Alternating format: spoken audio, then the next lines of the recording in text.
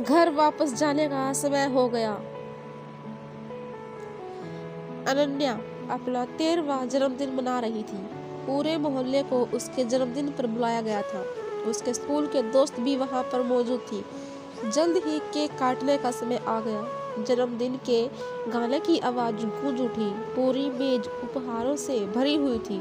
उन उपहारों में से एक उपहार अलग रखा हुआ था। वह एक मुलायम लाल कपड़े से ढकी एक बड़ी टोकरी थी। उसने कपड़े के नीचे से एक हल्की आवाज आती हुई सुनी।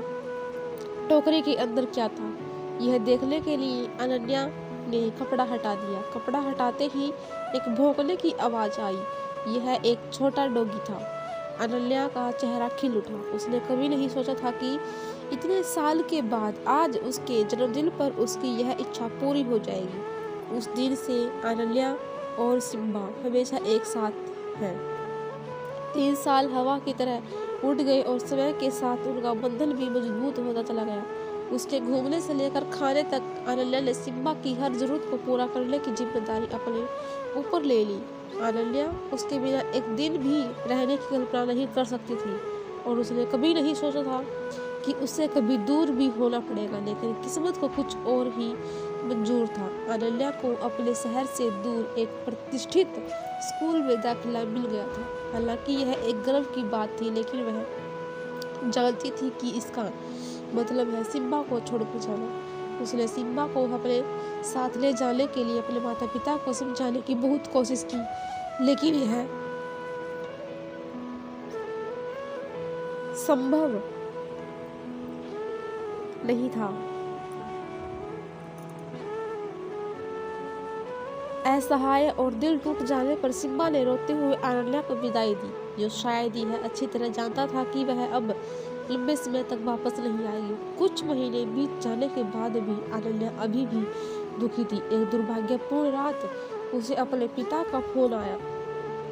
उनकी आवाज ही वह बता सकती थी कि उनकी आवाज दुख और अपराधबोध से भरी थी। सिम्बा घर से भाग गया। उसके पिता ने कांपती हुई आवाज में कहा।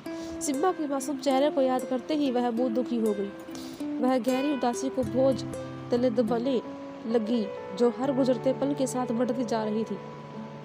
एक हफ्ते बाद वह अपने घर आई। सिम्बा के खिलौने और खाने का कटोरा देखकर अनन्या फूट फूट कर रोने लगी। पार्क में उनके साथ साथ टहलने, रस्सी लाने का खेल खेलने की यादें उसके मन में हर समय आती रहती।